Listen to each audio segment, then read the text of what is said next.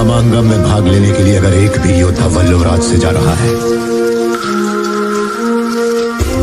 तो यहाँ की औरतों के मन में जलती बदले की आग की वजह से है।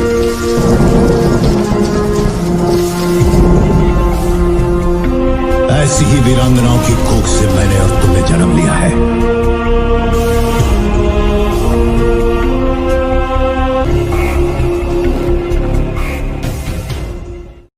दोस्तों, जब महाभारत का युद्ध खत्म हुआ और पांडवों ने जीत हासिल कर ली, तब अपने पिता गुरु द्रोण और अपने दोस्त कौरवों की मौत का बदला लेने के लिए गुरु पुत्र अश्वत्थामा ने अर्जुन और सुभद्रा के पुत्र अभिमन्यु की पत्नी उत्तरा के गर्भ में पल रहे उनके वंश को मारने के लिए उत्तरा पर ब्रह्मास्त्र चलाया था और उसे काफी तकलीफ भी हो रही थी। और ये देखकर सुभद्रा जल्दी ही अपने भाई श्री कृष्ण के पास जाती हैं और उन्हें इस अनहोनी के बारे में सब कुछ बताती हैं, जिसे सुनकर श्री कृष्ण काफी गुस्सा हो जाते हैं और वहां आकर अश्वत्थामा द्वारा छोड़े हुए ब्रह्मास्त्र को रोक देते हैं, क्योंकि वो जानते थे कि अगर वो बालक नहीं रहा तो मनुष्य जाति खत्म हो जाएगी, क्योंकि कौरवों के नामो निशान को मिटा दिया गया था और पांडवों के 5 पुत्रों को भी छल से मार दिया गया था। इसीलिए श्री कृष्ण ने अभिमन्यु के पुत्र को बचाया और वो आगे चलकर कुरु के राजा परीक्षित बने, जो महायोद्धा अभिमन्यु के पुत्र और धनुर्धारी अर्जुन के पौत्र थे और उन्हें वैदिक किंग भी कहा जाता है, जिन्होंने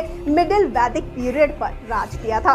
दोस्तों, महान राजा परीक्षित को अथर्ववेद के एक महान कुरु राजा के रूप में स्थान दिया गया है, जिनके शासन में दूध और शहद की धारा बहती थी और सब लोग उनके राज्य में बहुत खुश रहा करते थे।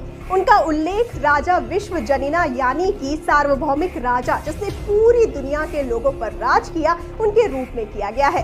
राजा परीक्षित के कंधों पर महाभारत के बाद समय में लोगों के अंदर धर्म की स्थापना करने और उन्हें सही रास्ते पर चलाने का भार था। शतपथ ब्राह्मण के अनुसार राजा परीक्षित के 4 पुत्र थे, जन्मेजय, भीमसेन, उग्रसेन और श्रुतसेन, और उन सभी ने अश्वमेध यज्ञ किया और पूरी दुनिया को जीत लिया था। और उनके बड़े पुत्र जन्मेजय ने उनके जाने के बाद उनकी जगह ली थी। ऐसा कहा जाता है कि ऋषि श्रृंगी के श्राप के कारण उनका शारीरिक अस्तित्व समाप्त हो गया, जिन्होंने तक्षशिला के शासक नाग राजा तक्षक को मृत्यु के साधन के रूप में इस्तेमाल किया था और उनके जाने के बाद उनके पुत्र जन्मेजय ने गद्दी संभाली थी और महाभारत के अनुसार उन्होंने 60 वर्षों तक शासन किया और उनकी मृत्यु हो गई।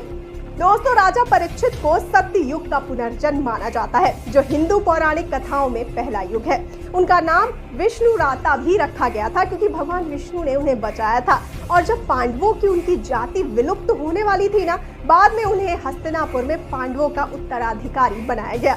राजा परीक्षित एक सच्चे राजा थे और उनके किरदार से इंस्पायर्ड ही एक राजा की कहानी बाहुबली 3 में दिखाई जाने वाली है।